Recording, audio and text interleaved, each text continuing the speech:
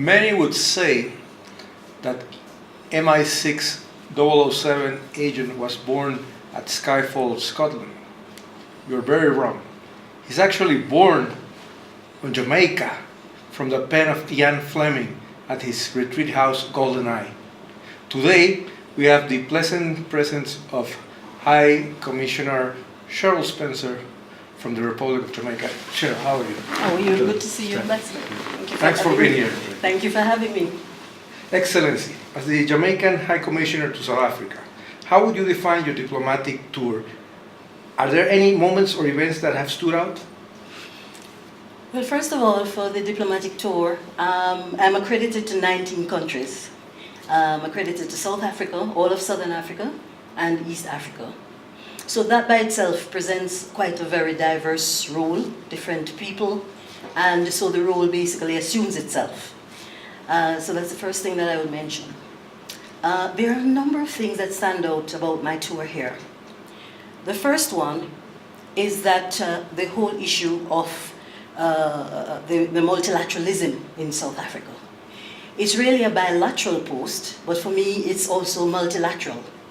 There are 134 embassies and international organizations here in South Africa. There is a very active Department of International Relations and Cooperation. There are active academic institutions. There are active NGOs. And the variety of issues that are tackled among all of that and among all of us makes it truly multilateral. And I have never seen that in a bilateral post. So that for me is one of the things that stand out for me for South Africa. The second thing is the landscape. This tremendous landscape which has me driving long distance. I've never really liked long distance driving. But here in the region, people jump in their cars and travel 8 to 16 hours by car. So I'm learning now to enjoy that. And a part of it is the similarity of the landscape with Jamaica. I really feel that there's quite a bit, there are several sections of this country where once I reach there, I know this looks like Montego Bay, this looks like Ocho Rios. And that is something that excites me as well. The third thing is the cultural diversity. Again, similarities can be drawn with Jamaica, whether it's in art and craft or in performances.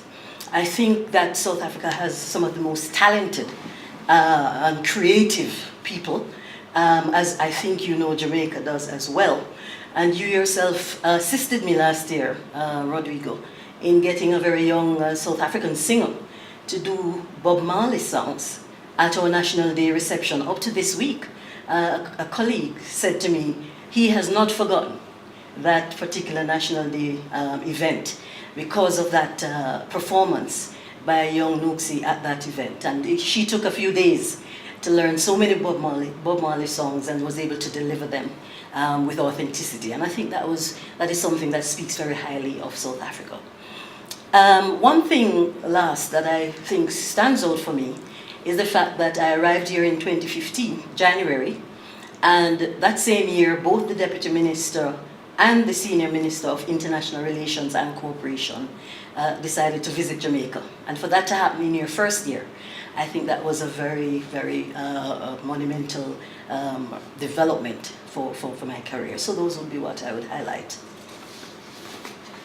Jamaica was at the forefront of the international campaign against apartheid, and the first country to declare a trade embargo against South Africa 60 years ago. How has bilateral relations moved forward since they were established in 1994? Well, yes, you are correct. 1957. In fact, many people don't realize we were not independent ourselves when we declared embargo. We became independent in 1962. So we were still a colony of Britain when we declared that embargo.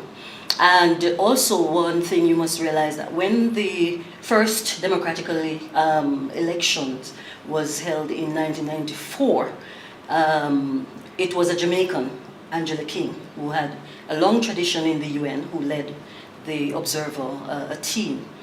The relationship has flourished since then. Firstly, in 1995, South Africa joined the African, Caribbean and Pacific Group, which coalesced around the ACP-EC Lomé Convention.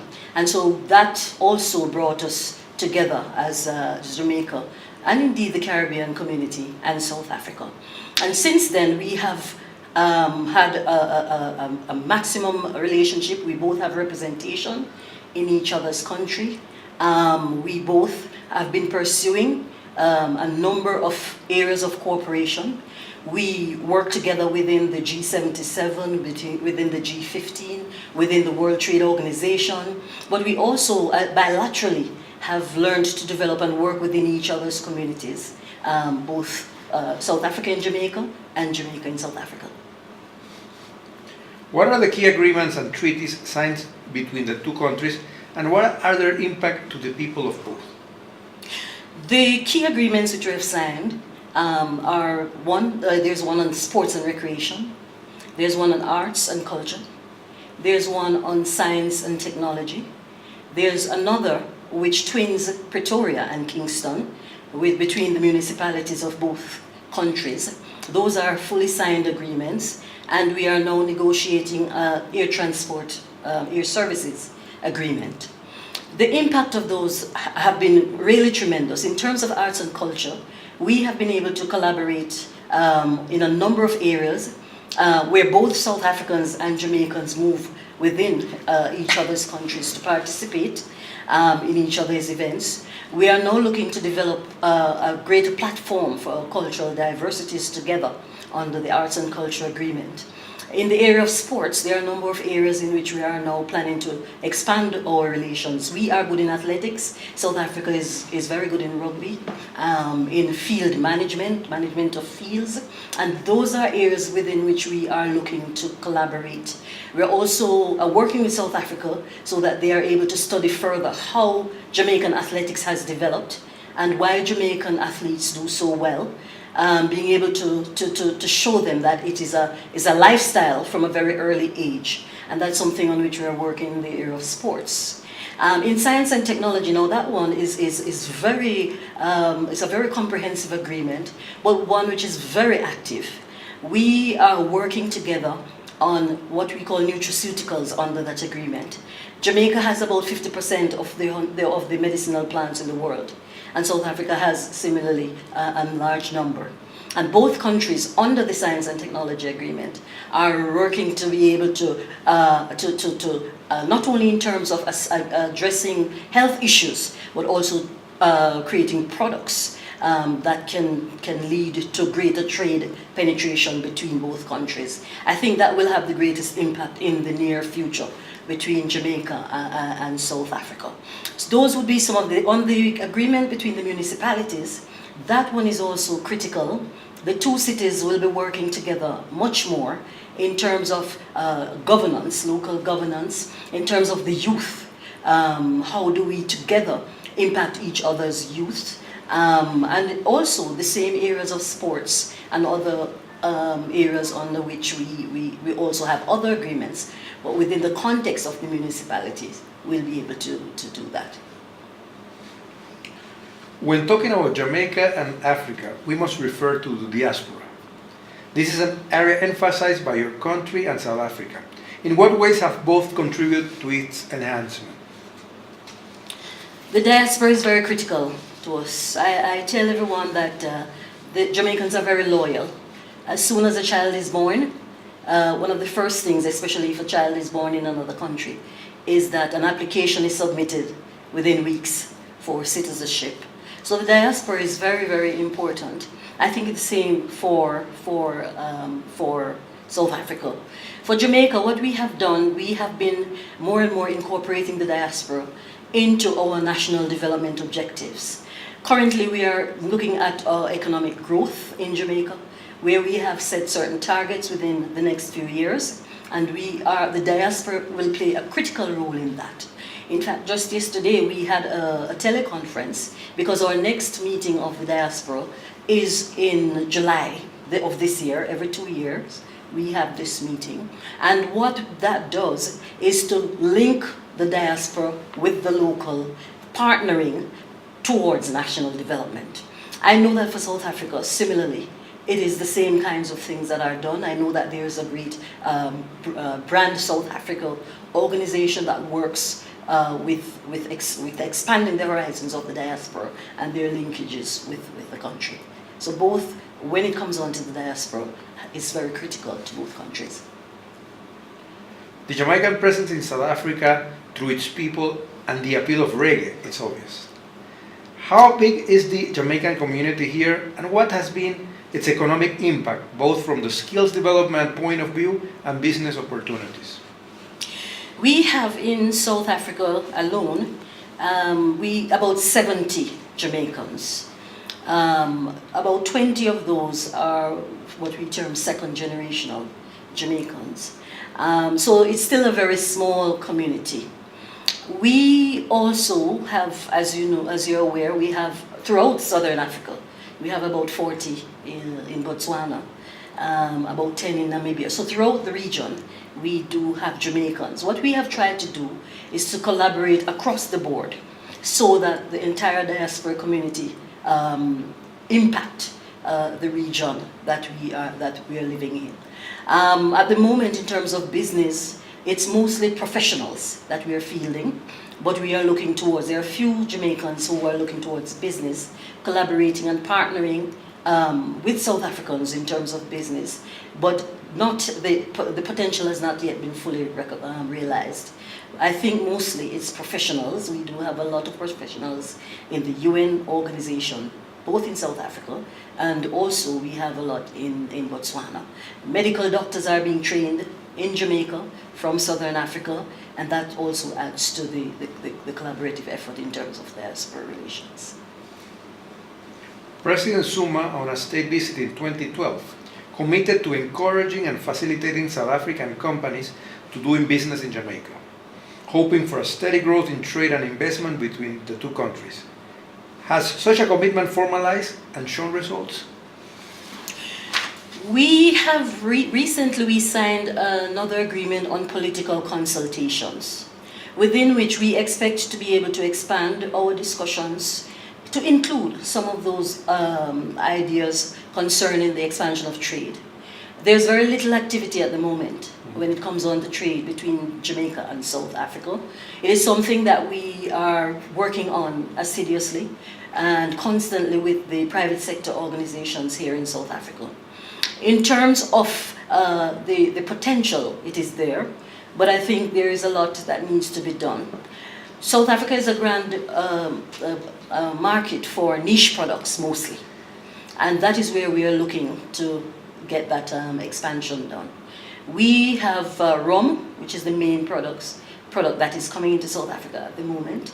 I think the total trade, both import and export, between Jamaica and South Africa at the moment, very limited, as I said, US 20 million. So there's a need to build on that. What we're trying to do is to expand utilizing 2 or 3 core niche products. So apart from rum, we're looking at the whole issue of coffee. South Africans are now drinking a lot of coffee. A lot of coffee shops are emerging, and Jamaica's Blue Mountain, as you may be aware, is one of the best in the world. We are also looking at our jerk sauces and spices. Mm-hmm. The jerk, as you know, is one of Jamaica's premier product. Jerk really relates to the marinade. It means the marinade that is prepared, that prepares the meat, and it also relates to the process of preparing the food. And you may also be aware that jerk festivals are very prominent nowadays across different countries, not only in Jamaica, because we say you have not tasted Jamaica until you have tasted jerk. Mm-hmm. And therefore, we feel that with South Africa, where meat is a very prominent and very cultural product, that the jerk is one of those items that we think should be in the South African market. So we are working on that. We're also working on other projects, such as small and medium-sized enterprises, trying to get joint ventures together so that we can expand those business opportunities. In terms of investment, there are lots of areas that we are looking at. There's one Jamaican company which is about to enter the market in terms of investment, providing an app for the protection of your motor vehicle, and I think that's a great investment. But we are also seeking investment from South Africa in areas such as ICT, and agriculture and agro-processing and some of those areas. And from the other end, South African brands, services, and South African investment within Jamaica, has it happened? We have had a number of South African products, not much investment as yet, but products, wines, naturally, wines, juices. Ceres is very prominent in the South African market, in the Jamaican market, sorry, and a few other food items. But again, I think the issue of distance and transportation is something that we are looking at how to override that constraint that seem to face those who have tried to be able to build the business between Jamaica and South Africa. Excellency, as is well known, South Africa and Jamaica have both competed in different range of sports activities, especially those under the Commonwealth umbrella, as rugby and cricket. Is there an existing friendly rivalry between both, and where would you place each country's strength?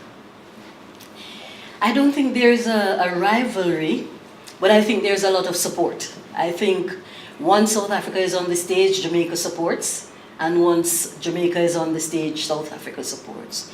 I'm always impressed by how much South Africans know about Jamaica and its sports. Don't forget cricket. We also have, Jamaica is a very big cricketing nation. Not many people realize that. Within the West Indies cricket team, a number of them are Jamaicans, but also in terms of the Caribbean. Jamaica wins every single year. Jamaica is the champion cricketing country. So we have that in common as well. But where both strengths lie, I think that is where we're about to explore under the sports agreement to ensure that we use the complementarities that we have as countries together to be able to foster growth within our sports industries. We are strong in athletics, as you know.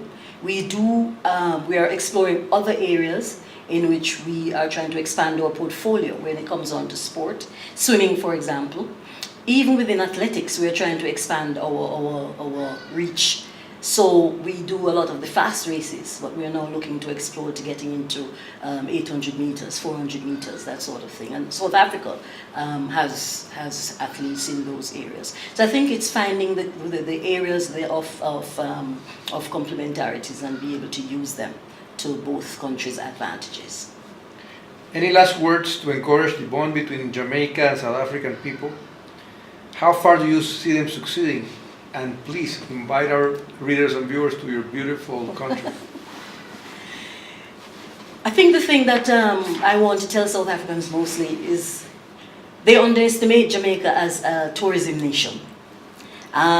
This small country, which is 2.8 million people, attracts nearly 3 million tourists annually. We, for 10 consecutive years, have been the leading Caribbean tourism nation. And that's from the World Travel Organization that crowns us each year with that. We also are expanding our products, our tourism products, every single year.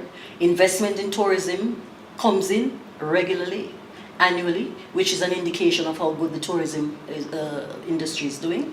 But we also have what we call the all-inclusive method, where you pay one rate, and for the weeks you're there, basically you don't need to go into your pocket. And that is something that has held the tourism industry for a very long time. South Africans do not need a visa to go to Jamaica. Neither do Jamaicans need to come to South Africa on tourism purposes. So those are things that I would like to leave, that it's not as far as you think. I know a lot of South Africans travel to the United States, for example.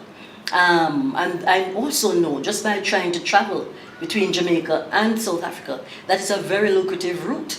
So many people are coming and commuting between both continents. And so my urge is to say, look at Jamaica as a tourism destination. Forget the distance. There are many airlines that fly to Jamaica. There are many airlines flying from Johannesburg to the US or to the UK. There's access from other European countries as well. There are so many ways to get there. But once you get there, you will certainly be able to understand that it's a country unlike any other. Just like we feel that South Africa is a country unlike any other. And as we say in Jamaica, when you go, you know. Correct. Cheryl, thank you so much for this time for Ambassador. Thank you very much.